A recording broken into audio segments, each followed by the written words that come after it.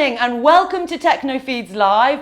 I can't tell you farmers out there, I am so excited. We are in our new studio, which is just amazing. So I'm hoping that you're all going to enjoy the show. We have had a few changes, but we're hoping that it's going to be clearer, the sound's going to be better, and we're going to really get some information out to you, the farmer, and what you're wanting. So please, we're going to be, after we've aired the show, if you would like to give us some feedback on anything that you would like us, topics you would like me to discuss, topics you'd like me to be looking at, that we can go and film, please feel free to give us feedback and we will get back to you. Well, I'm absolutely delighted this evening to have my first guest on the first new show, and that is Kotso Kosiman. Kotso, welcome. Pleasure. And you are the CEO of the Botswana National Beef Producers Union. So I think for me, what's very exciting about having you on the show is that for a long time, I think there's been, people are not 100% sure about the role and the function of the union. So what I would like to ask you today is to give us a little bit of a background of how the union started, how long it's been in existence, and what your mission and your vision and your role is to the farmer of Botswana. Thank you.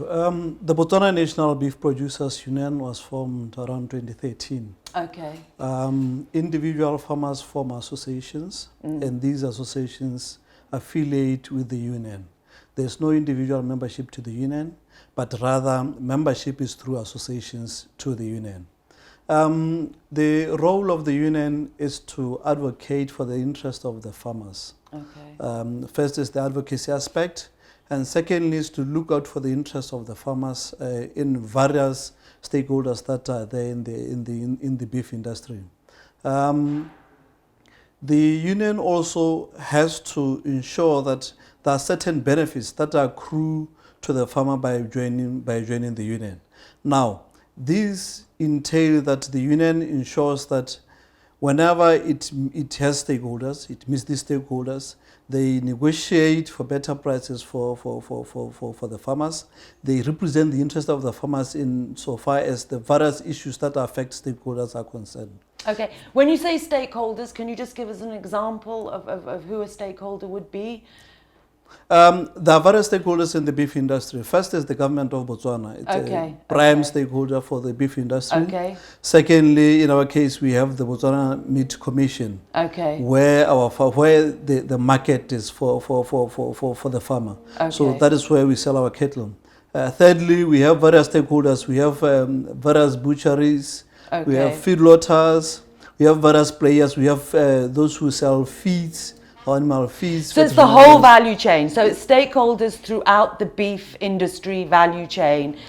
The union will have dealings with them to negotiate on behalf of the farmers throughout that chain. Is that correct? One way or the other, all these stakeholders affect the way business is done in the beef industry. Therefore, they become stakeholders by that virtue, and therefore those relationships have to be managed and ensure that the farmer benefits from such relationships. Okay, all right.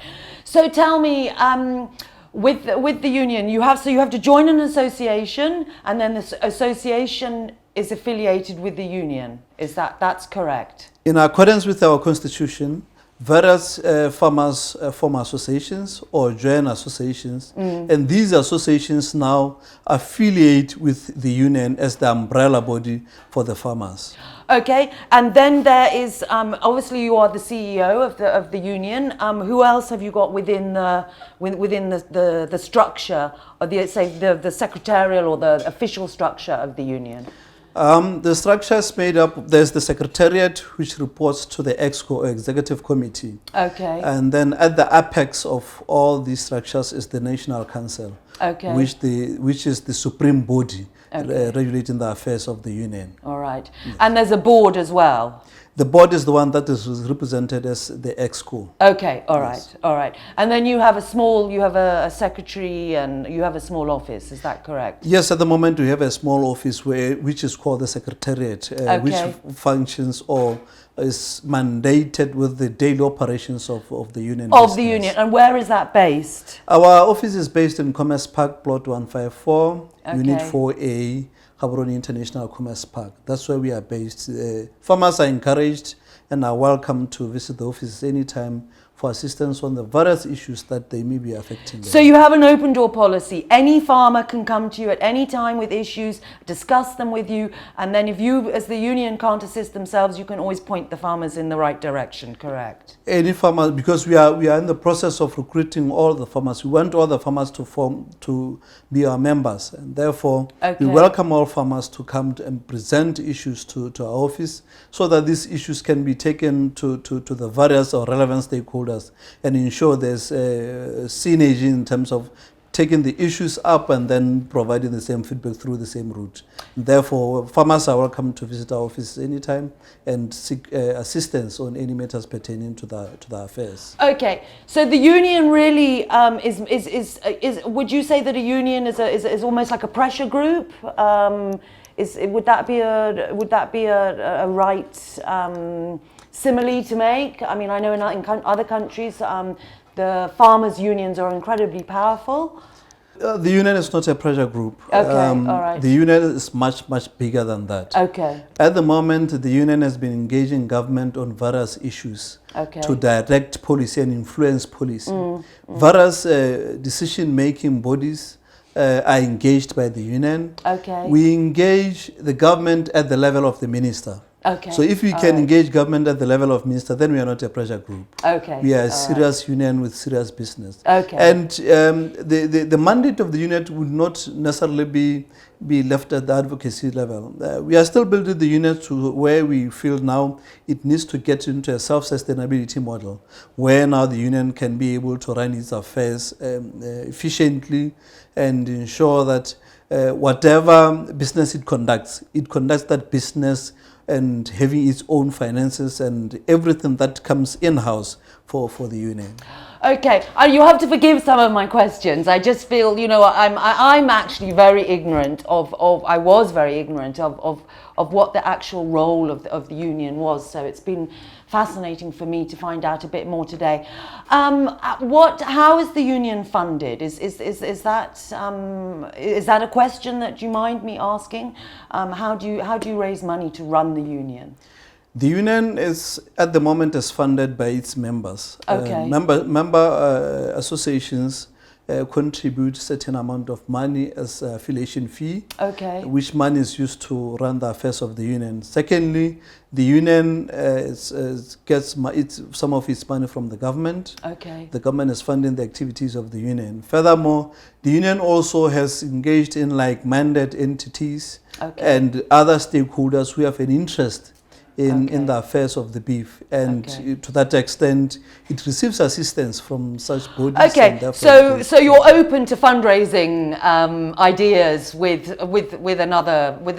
say for example a private industry or the private stakeholder. What if they could come up with an idea to assist the union? Obviously that would be of assistance to yourselves, correct? Yes, the union is available to collaborate with other organizations to ensure that fundraising activities that need to be undertaken to assist the farmer, the core benefit has to accrue to the farmer. Okay. And in everything that we do, we always try to put the farmer center stage to ensure that these and everything else that we do are done so that they can benefit the farmer. That's where the bottom line is the union is there for the benefit of the farmer. The union is there for the benefit of the farmer to ensure that the farmer is able to accrue good business out of the beef industry. Okay, fantastic. So to all of you farmers out there, please, the union is there for your benefit and for your benefit alone. I think that for me is a message that I think really needs to get across to the farmer. Kotso, I can't thank you enough for coming along on my first show and being my first guest. I'm absolutely delighted that you came. And then I think what I would like to say is, please, we would like to continue having you on the show.